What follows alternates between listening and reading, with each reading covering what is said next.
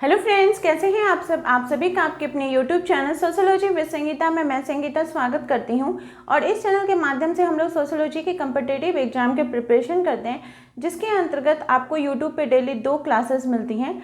Morning के 8 बजे के क्लास में हम लोग कवर कर रहे हैं झारखंड माध्यमिक आचार्य के सोशियोलॉजी के सिलेबस को, जहाँ पे आप लोगों का सिलेबस के according unit wise topic wise class को कवर करवाया जा रहा है। और रात के 8 बजे हम लोग कवर कर रहे हैं बीपीएससी टीआरई 4.0 और यूपी पीजीटी के सोशियोलॉजी के सिलेबस को, जहाँ पे आप लोगों का एनसीईआरटी सीरीज चल रहा है। आप लोगों का एनसीईआरटी बुक से रिलेटेड जितने भी वहाँ पे टॉपिक दिए गए हैं और उस टॉपिक से रिलेटेड जितने भी इंपॉर्टेंट फैक्ट्स हैं, सभी को आप लोगों को आपको रात के 8 बजे की क्लास में कवर करवाया जा रहा है। तो वैसे स्टूडेंट जो झारखंड माध्यमिक आचार्य की तैयारी कर रहे हैं, बीपीएससी टीआरई 4.0 की तैयारी कर रहे हैं, वो इस चैनल के माध्यम से जरूर देखिए। दोनों क्लास को अटेंड कीजिए, क्लास को लास्ट तक देखिए।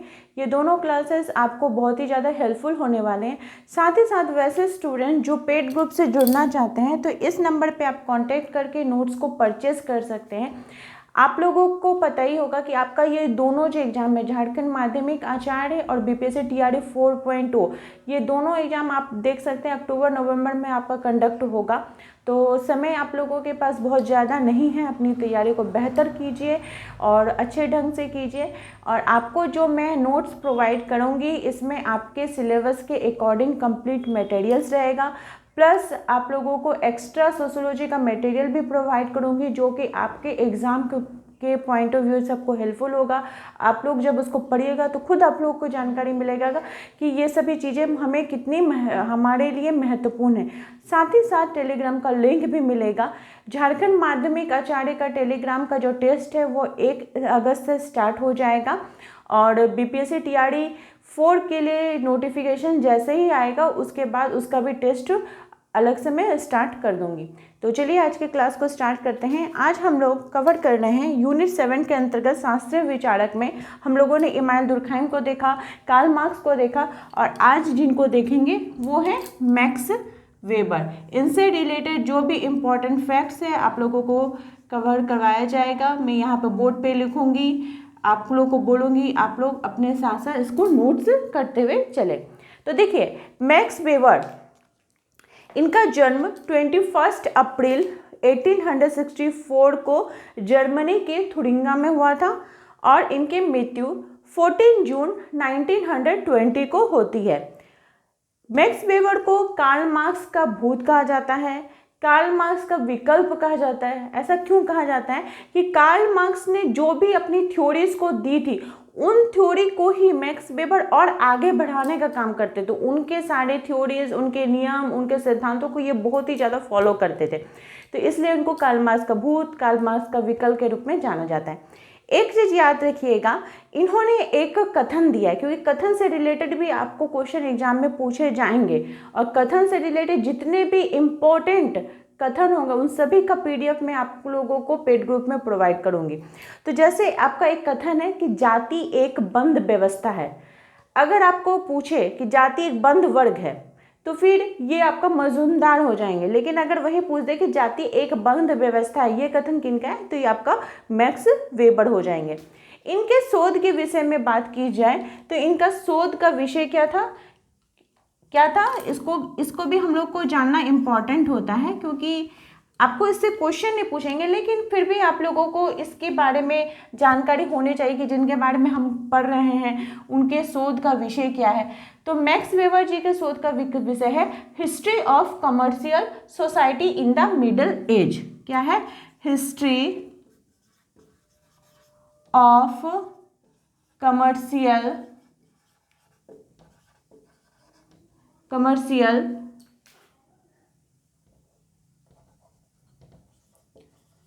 Society in the middle age. ठीक है, ये इनका शोध का विषय था। कब था? तो 1889 में, 1889 में ये इनके शोध का विषय था। अर्थात मध्यकाल में जो व्यापारिक संघों का इतिहास, व्यापारिक जो सोसाइटी थी उसका इतिहास, ये था इनके शोध का विषय। अगर इनके बुक्स के बारे में बात की जाए तो इन्होंने बहुत सारे अपने इम्पोर्टेंट बुक्स की रचना की थी। वो बुक्स कौन कौन सा है, तो बुक्स को हम लोग देखते हुए चलते हैं। तो सबसे पहले the Protestant ethics and the spirit of capitalism, पहले इनकी बुक है द प्रोटेस्टेंट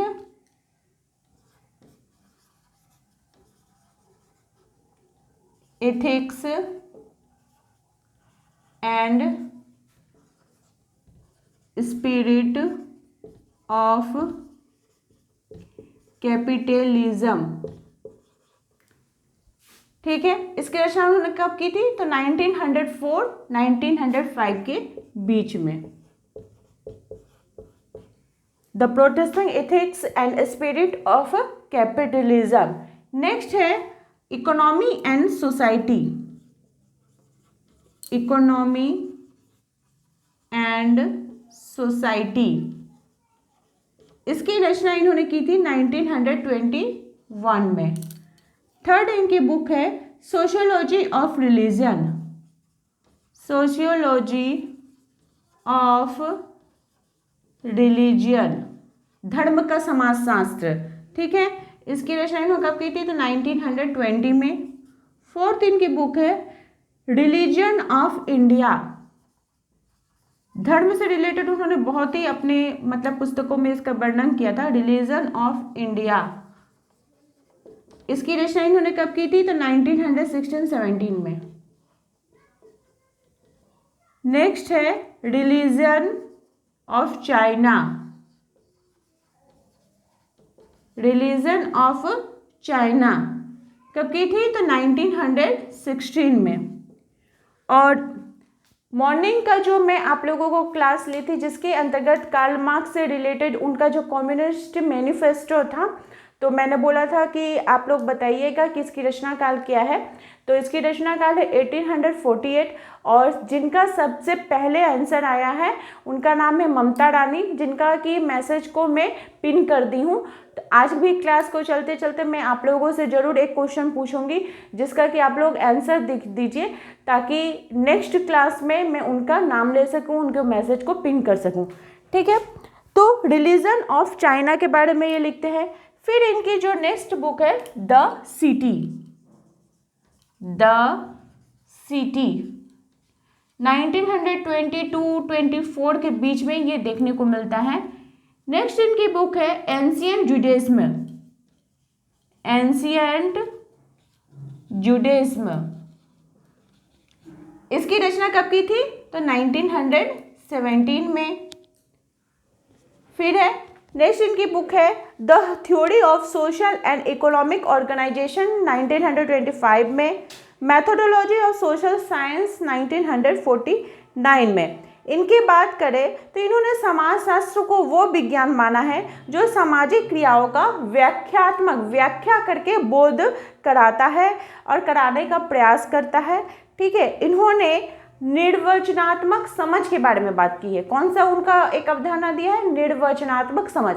अब ये निर्वचनात्मक समझ क्या आता है इसको भी हम लोग समझ लेते हैं कि कर्ता द्वारा क्रिया को जो दिया जाता है, ठीक है, कर्ता के द्वारा क्रिया जो किया जाता है, कर्ता जो क्रिया को करता है वो क्या कहलाता है, निर्वचनात्मक समझ होता है।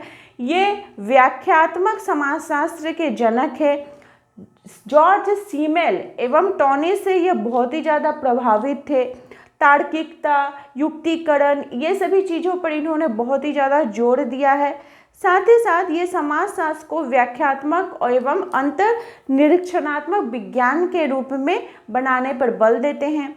मूल्य विमुक्ति की इनकी अवधारणा इन्होंने प्रस्तुत की है। साथ ही साथ उन्होंने जब अपना सामाजिक स्तरीकरण के बारे में बात करते हैं तो मैक्स वेबर ने सामाजिक स्तरीकरण के 3 आधार बताए हैं। कितने आधार बताए हैं? 3 आधार बताए हैं सामाजिक स्तरीकरण के।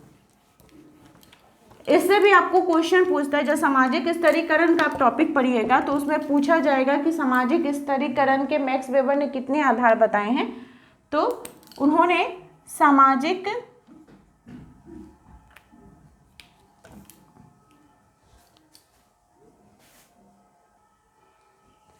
मैक्स वेबर ने सामाजिक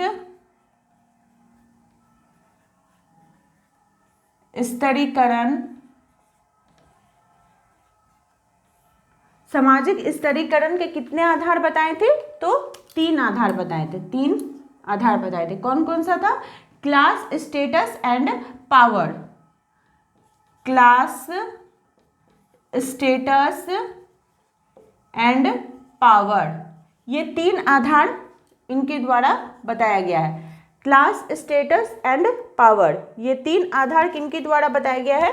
तो मैक्स वेबर जी के द्वारा बताया गया। अब इनके कुछ इंपॉर्टेंट हम लोग थ्योरी को पढ़ते हैं।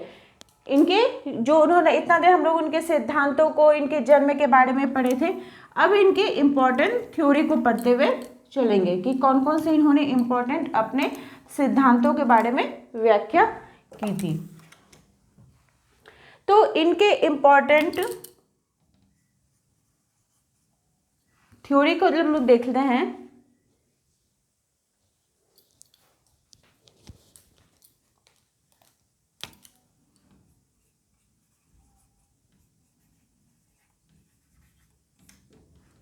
इनके इंपॉर्टेंट थ्योरी को बढ़ेंगे तो सबसे पहले जो इनका सिद्धांत है वो है सोशल एक्शन।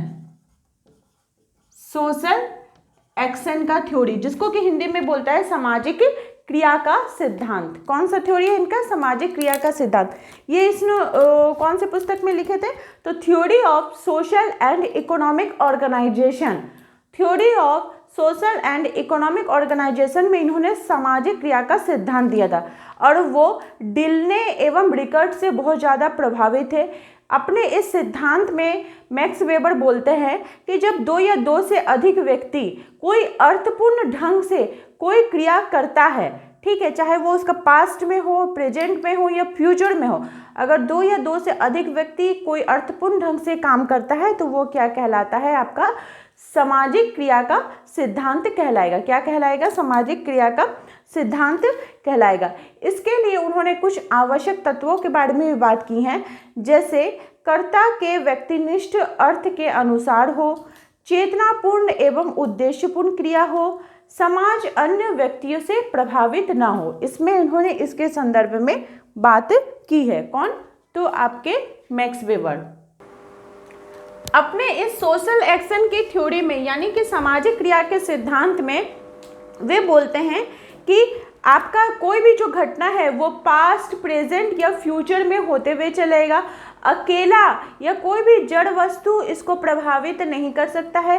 केवल संपर्क सामाजिक क्रिया नहीं होता है, बल्कि 2 व्यक्तियों के बीच जब संचार होगा तो वो क्या होगा? सामाजिक क्रिया होगा। क्रिया के लिए कोई ना कोई अभिप्रेरणा भी जरूरी है। क्रिया के लिए क्या है? कोई ना कोई अभिप्रेरणा भी जरूरी है। इसके लिए सामाजिक क्रिया के वे 4 तत्व बताते हैं। पहले 4 तत्वों को हम लोग देख लेते हैं, फिर उसको एग्जाम्पल के थ्रू समझने का प्रयास करेंगे। तो सामाजिक क्रिया के जो 4 तत्व बताए गए हैं मैक्स वेबर जी के द्वारा, उसमें से पहला है तार्किक क्रिया। क्या है? आपका तार्किक क्रिया। पहला किसकी बात करते हैं? तार्किक क्रिया, यानी कि इसमें क्या होगा? लक्ष्य होगा। इसमें क्या हो जाएगा? आप इसको लक्ष्य को रख सकते हैं, जिसके अंतर्गत जैसे कोई नौकरी लगने हेतु कोई परीक्षा देना, ये इसके अंतर्गत आ जाएगा, तार्किक क्रिया के अंतर्गत। दूसरा हो जाएगा मूल्यांकनात्मक क्रिया। दूसरा क्या हो जाएगा? मूल्यांकनात्मक क्रिया। मूल्यांकनात्मक क्रिया, इसके अंतर्गत मान लीजिए लक्ष्य हुआ है, अब प्राप्ति के बाद इसमें जैसे आप नौकरी लगा, इसमें नौकरी लगने के बाद अब आप किसी को सहायता प्रदान कर रहे हैं या फिर देश की आप रक्षा करने का सोच रहे हैं, ये आपके अंतर्गत आपके अंदर वैल्यूज आ गया कि नहीं हमको देश की रक्षा करना है, इसके लिए हम सैनिक बनेंगे। या फिर जो जौहर से रिलेटेड यानी कोई भी जो घट रहा, जैसे सती प्रथा, ये सब जो भी आपका मोरल वैल्यू से रिलेटेड हो जाता था वो मूल्यांकनात्मक क्रिया के अंतर्गत आता था। ठीक है, हम लोग यहाँ पे सोशल एक्शन को पढ़ रहे हैं। तीसरा है भावनात्मक। तीसरा क्या है? भावनात्मक, भावनात्मक क्रिया। तीसरा कौन सा? भावनात्मक क्रिया जिसमें आपके संवेग, मनोभाव, वो फीलिंग होते हैं। जैसे माँ और बच्चे के बीच जो क्रिया होती है, ठीक है, माँ और बच्चे के बीच माँ का प्यार से दुलारना, पीठ थपथपाना, तो ये भी तो दो व्यक्ति के बीच क्रिया हो रही है ना, तो वो कौन सा क्रिया होगा? तो वो भावनात्मक क्रिया के अंतर्गत आ जाएगा। फोर्थ है परंपरागत क्रिया, परंपरागत क्रिया। इसमें क्या होता है, जो हमारे प्रथाएं, परंपराएं जो हमारे पूर्वजों से चलती हुई आ रही है, अगर उन क्रियाओं को हम फॉलो करते हैं तो वो परंपरागत क्रिया के अंतर्गत आएगा। जैसे अपने से बड़ों का प्रणाम करना, अपने से बड़े, मान लीजिए कोई एक व्यक्ति है, आप हैं, दोनों के बीच आप लोगों का रिलेशन बढ़ रहा है, आप लोग क्रिया कर रहे हैं, आप झुक के प्रणाम कर रहे हैं, तो वो आपका कौन सा हो जाएगा? परंपरागत क्रिया, यानी कि इसके अंतर्गत आ जाएगा।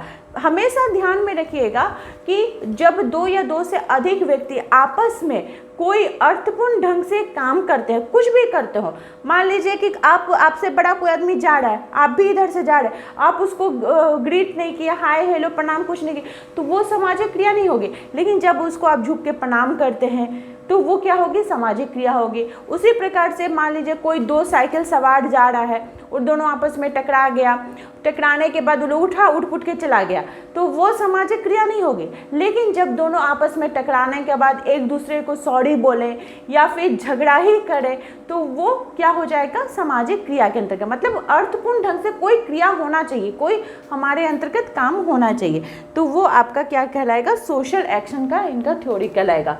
तो ये था इनका सोशल एक्शन का थ्योरी।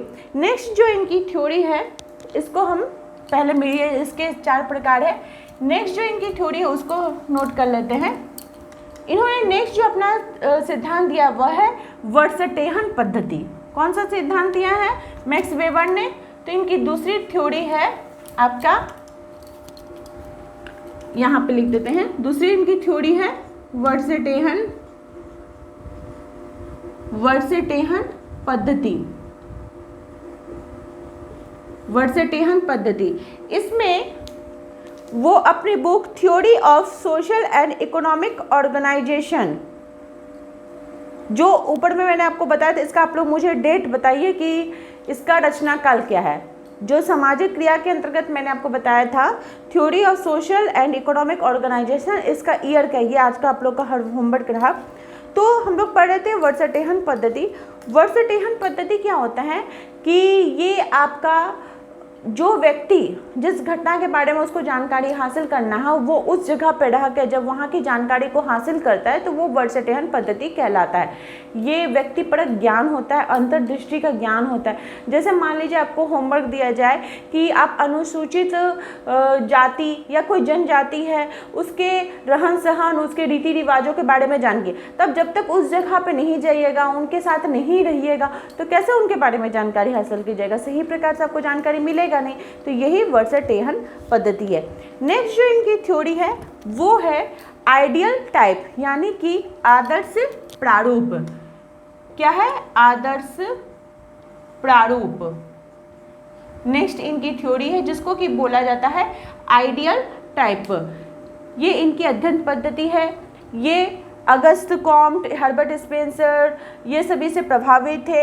उनके जो प्रत्यक्षवाद का सिद्धांत था उसको उन्होंने अपने इस आदर्श प्रारूप के सिद्धांत में वे लेते हैं। इसके अंदर में वो बोलते हैं आदर्श प्रारूप क्या होता है? आइडियल टाइप, यानी पहले से किसी चीज़ के बारे में कल्पना कर लेना।